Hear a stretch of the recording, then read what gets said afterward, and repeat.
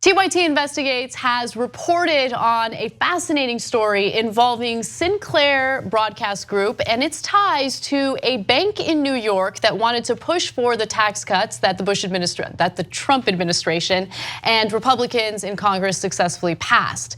Now, let me tell you a little bit about this bank and how they worked with Sinclair.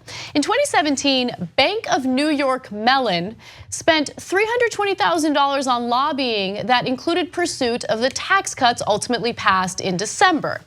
At the same time, TV news coverage of the debate over tax cuts was being slanted toward the tax bill. That coverage was most slanted at TV stations run by Sinclair Broadcast Group. The single biggest investor in Sinclair is the Bank of New York Mellon, which owns almost 10% of Sinclair.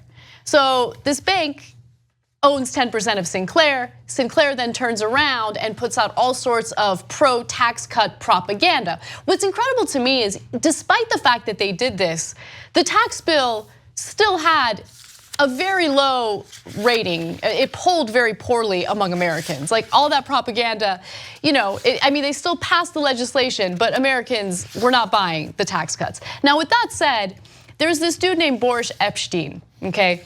And he has these commentary segments that Sinclair-owned channels throughout the country have to air. They have no choice, they have to air it. Just take a look at what he had to say about these tax cuts. We are getting closer and closer to tax reform. Tax reform is key. At the center of the White House plan is lowering the corporate tax rate. They need to get to as low of a rate as possible. These changes make perfect sense. Some critics say that a 15% corporate tax rate is not possible. The president, however, has continued to push back and stand his ground on 15%. Here's the bottom line. It is impressive. Here's the bottom line. Cutting the corporate rate is the very crux of tax reform. Here's the bottom line. There is some middle ground to be had on all points of tax reform, except for a drastic, permanent cut of the corporate tax rate.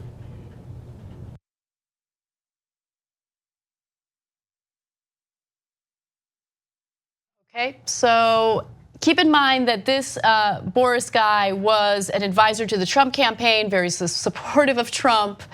Jump in. All right, so Epstein was the guy who famously said during the campaign when they launched Trump TV, when they thought they were going to lose, and they had launched it, he's the one who shouted, "Sarabies!" Okay. Here's the bottom line.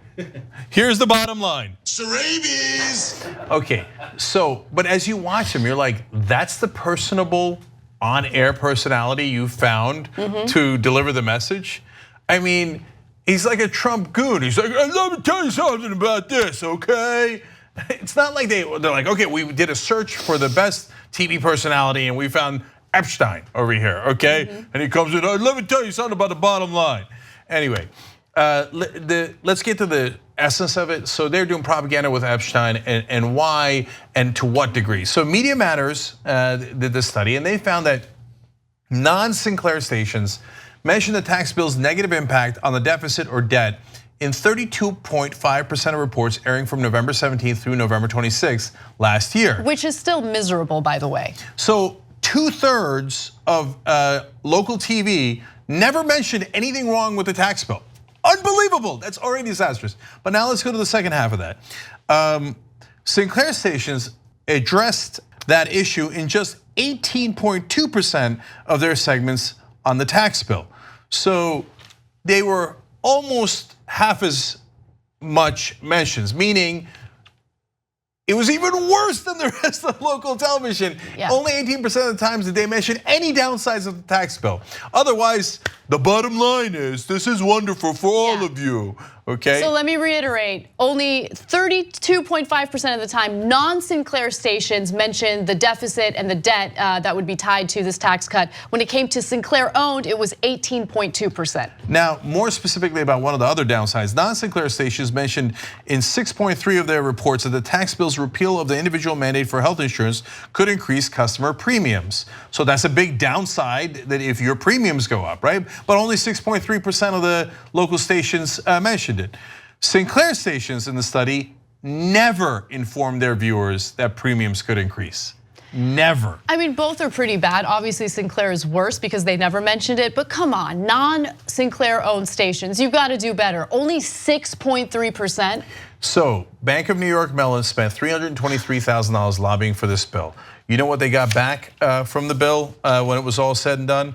Just in the last quarter of a year, $427 million in benefits. That's why they spend the money lobbying, and that's why they spend the money doing propaganda, because it pays handsomely. If you want to get the whole Young Turks show every single day, become a member, tytnetwork.com/join. And once you do, you'll be saying, you know, I'm like a smart person.